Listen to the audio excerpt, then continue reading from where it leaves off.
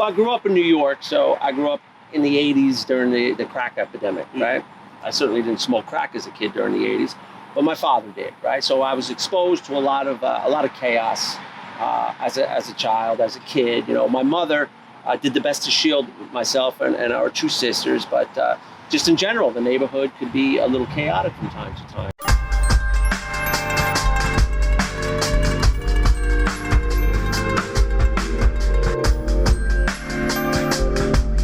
Before the video starts, I know you're sick of people asking you to subscribe to their channel, but it would really help me out if you did. Just click the red subscribe button. It's free, no spam emails, and it lets me and my guests know you appreciate what we're doing. Thanks.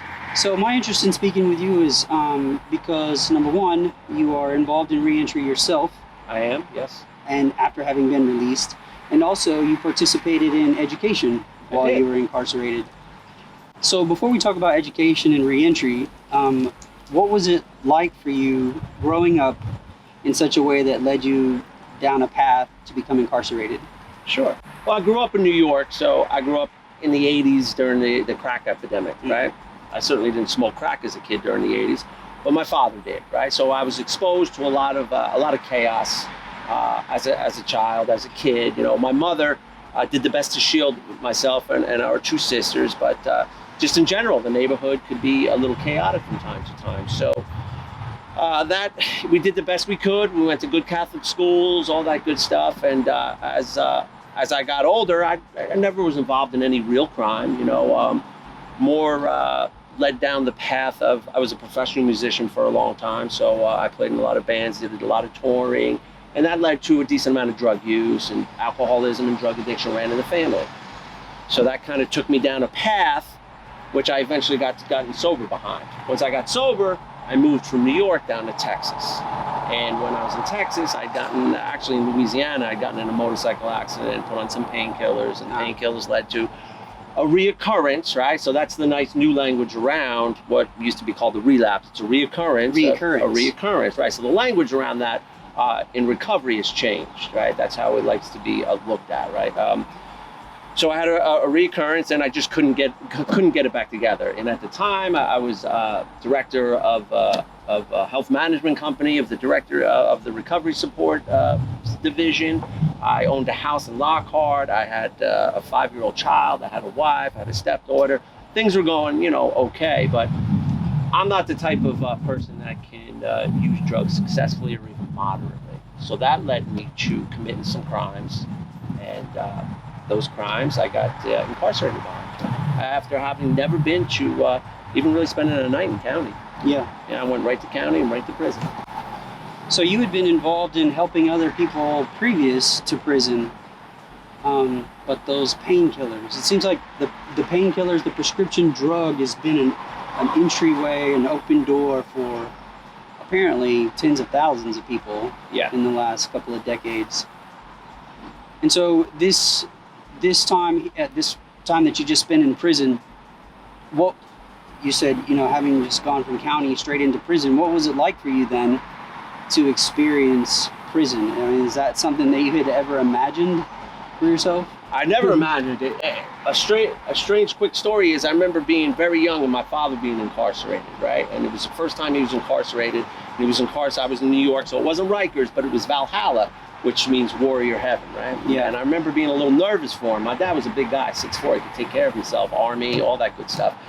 And I remember being a little worried about him, and it was in the mid-'80s, and Time magazine had just put out an article on Eastham.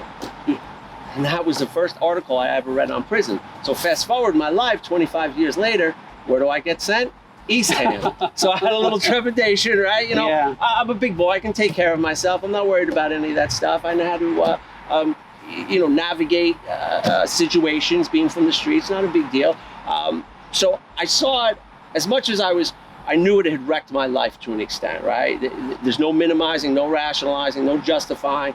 I hurt a lot of people behind what I did. I needed to be held responsible for my actions, right? So I was okay with it. I accepted it, and this was the path I had to go. So I knew when I got to where I was going, I had to get involved in some programs, be it college, recovery programs, this, that, and the other thing. It's my belief that reentry really starts on day one, right? But When's the best time to plant a tree? 20 years ago. So if you missed that day 20 years ago, when's the next time? Today, right? So I started, reentry from a real early stage, and I got involved in education. I started going to Lee College. I got involved in all the ministry programs. I became an S2. I started working. I just stayed really active and really busy, and I continued helping as many people as I could so I could be set up when I got released. I was going to be released. A majority of prisoners are going to be released. Yeah. So when it comes to education, that's how I came across you. I remember you wrote me a letter, and you had told me about, like, you had a LinkedIn profile for me to go check out, and you had been involved in recovery. And you're one of two people who has written me a letter like that, who had been previously involved in helping people in various capacities. And so I did look you up. Yeah. And so it was pretty cool when you got out, and then you get, right back involved pretty quickly, because you've only been out now 6 months. 6 months. Yeah. What was it that motivated you or possessed you to want to be more involved in education? I grew up in an educational environment. My mother's a special education teacher of 35 years, retired now. But I grew up around the academic environment, and school was always pressed upon us. I enjoy learning. I consider myself a lifelong student. I saw it as a great opportunity to connect with people, make more connections, and do some learning, right? And not to mention, I became an early college tutor. I could help people. So it just gave me everything that I was already doing in life and everything that I wanted out of life. Like, it was given to me. Yeah. So it was a great opportunity. And I was always taught that if you see somebody that has what you want, go talk to them. And you had what you wanted, what I wanted. Lee College had what I wanted. Amanda DeVore had what I wanted. All the people that reached out to me and helped me had what I wanted. Yeah. Well, you do have a knack for teaching, because even since we've been on, like, our weekly alumni calls, you're more than willing to just provide information to people and help them. Remember the guy we were speaking with last week, Sure. who was new to the group. So you're really good at it, and I'd like to see what you're going to do in the future. So having been out only 6 months, what are some of the challenges that you faced in reentry? What we call collateral consequences of being Sure. incarcerated? Family's a big one, so there's just a lack of trust across the board that needs to be reestablished, and that takes simply time, right? Time and proper behavior. Housing is always a difficult situation. Yeah. I was blessed and lucky enough to get into a ministry house, Texas Reach Out Ministries, out in Austin. Outside of that, it could be, unless you have a place to parole to, it can be very difficult. Yeah. Not to mention if you're coming out of prison, you're not coming out of prison with misdemeanors. You're coming out of prison with felonies, right? Right. So a lot of places are checking for that. Jobs, I had a really easy time getting jobs, and I believe a lot that has to do with this COVID era, because a lot of people weren't working, so it was actually a good time to come out and get jobs. Yeah. So that was actually a plus. Transportation is a big one. We're not in Tokyo. It's not the best transportation system in Texas. Yeah. Unless you have a car, it's a little difficult to get around. Right. Yeah, housing is one of the most challenging. Oh, well, I guess because if you live in an urban area, you can find a way to use the bus route or whatever. Right. But when it comes to housing, no amount of time, it seems, is okay for like apartments or trailers or something like that. It doesn't matter how long it's been since you got your felony. They often don't have that window, like 7 years, 10 years. It doesn't matter. So I countered that, quite a few times, even after having been out of prison for 11 or 12 years. Right. I still was getting denied at apartment complexes. Wow.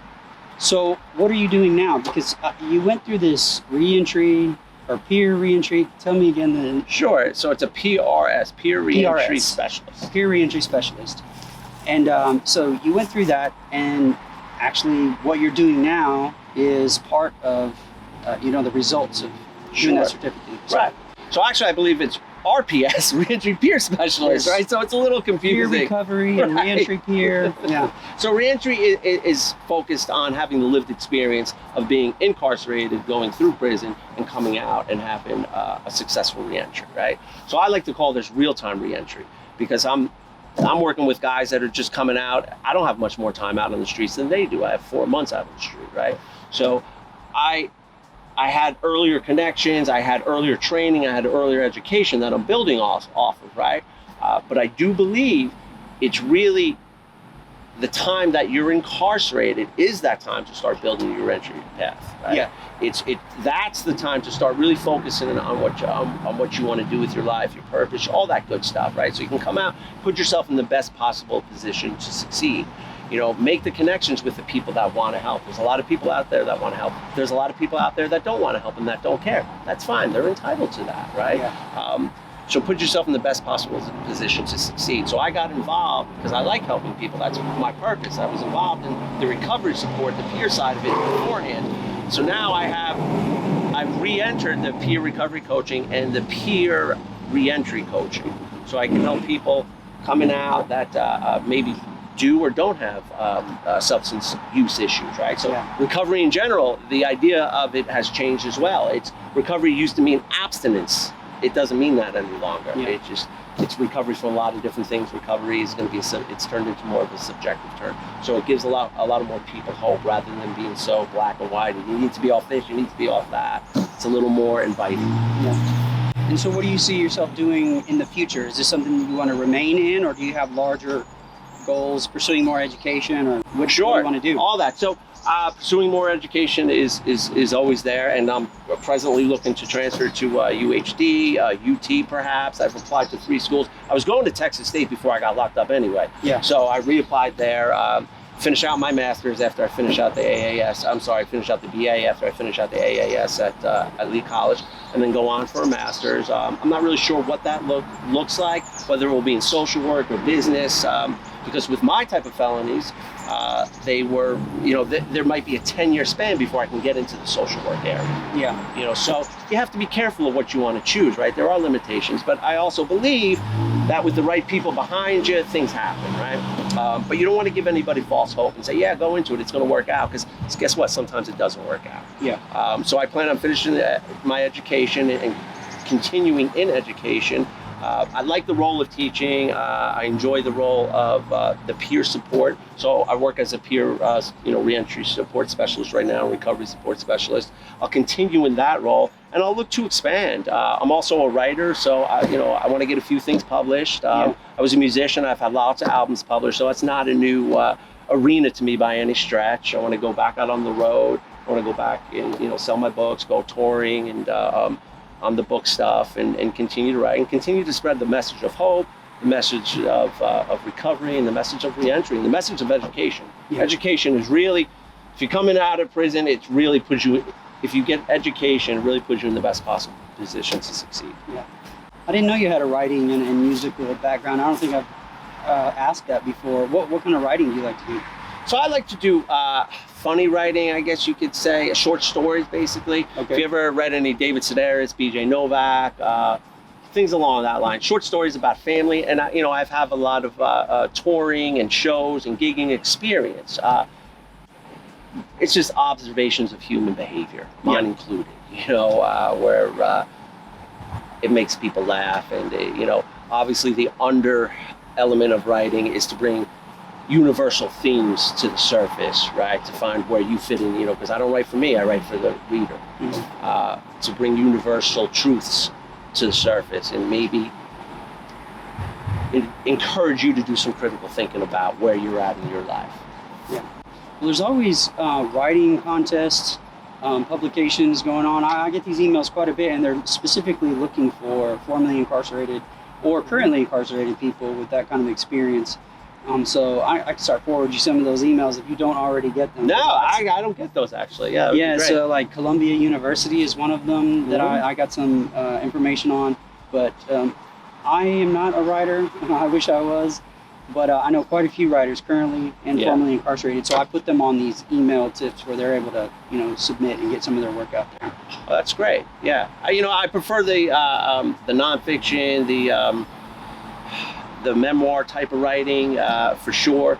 But I've dabbled in a little bit of academic writing. I enjoy that to some extent as well. I'm just not that good at that. Yeah. I'm better at the creative writing. But, so Amanda Devora was great with the academic writing, at Lee College. She helped me through, not that I took English 1 there because I already had that, but I tutored in it, and she kind of gave me, she was great at it. So there's lots of help out there for anything that you struggle in. Yeah. All right. Well, it was great talking to you.